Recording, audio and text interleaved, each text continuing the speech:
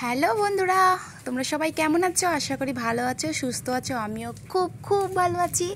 তো এই যে দেখো, আজকে আমার বার্থডে 27 ছিল, 27শে আগস্ট, আর রাতের 12টা, টাইম ছিল 12টা 5। তো আমার হাজব্যান্ড একটা কেক নিয়ে আসছিলো। আমাকে বলেনি, আমার মেয়ে আমার চোখ ধরেছিল আর ও আমাকে কেকটা আনে দিয়েছে। তো বাড়ির সবাইকে বলা হয়েছিল যে আসো, কিন্তু কেউ আসেনি। তো একা একাই আমি আর মাম্মামি কাটছিলাম, আর আমার হাজব্যান্ড ভিডিও করে দিচ্ছিল। তো আজকে আমার হাজব্যান্ড কিন্তু ভিডিও করে দিচ্ছে আমার বার্থডে গিফট। মানে আমার কাছে এটা খুব বড় পাওয়া যে ও আমাকে ভিডিও করে দিচ্ছিল। তো দেখো, আমি কেকটা কাটছিলাম। কেকটা কিন্তু অনেক বড় ছিল আর অনেক টেস্টিও ছিল, আর চকলেট ফ্লেভার ছিল। কেননা 12টা, মানে আজকে 12টার পরে আর কি, আর আমি উপোস থাকবো জন্মাষ্টমী, তার জন্য। তো নিরামিষে কেক ছিল। মামাম দেখো খাচ্ছে কত খুশি হয়ে।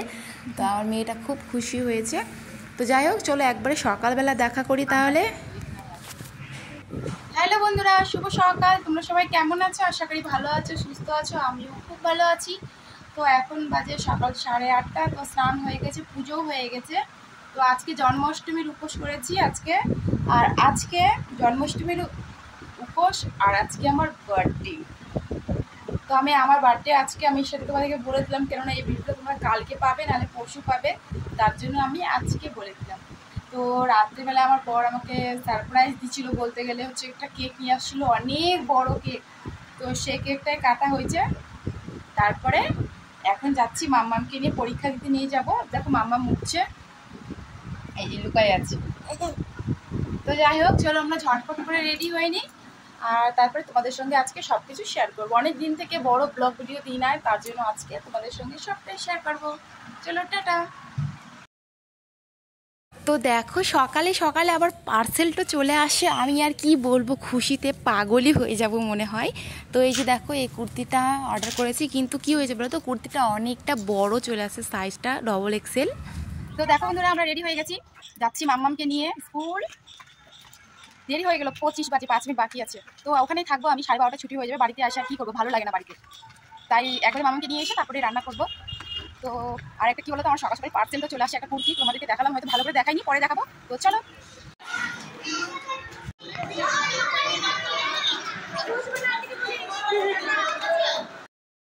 তো মাম্মামকে এখন পড়াতে আসছিল, তারপরে দেখো আমি হাতে নেল পালিশগুলো তুললাম। এখন যাব স্নান করতে, একবারে স্নান করে রেডি হয়ে তোমাদের সামনে আসছি। তো এখন বাজছিল টাইম 9টা বাজতে 10 মিনিট বাকি ছিল। আর ওখানে না দেরি করে হয়, মানে 8টার থেকে তো কীর্তন হচ্ছে শুরু, কিন্তু 8টার থেকে কীর্তন হচ্ছিলো। আর ওখানে অভিষেক করার জন্য মানে আর কি 9টা 10টা বেশি আর কি, 10:30টার থেকে শুরু হয়। আর অনেক লোক হয়, মানে আস্তে আস্তে আমাদের প্রায় 12টা হয়ে যাবে। তো চলো তোমাদের সঙ্গে একটু কীর্তন শেয়ার করি।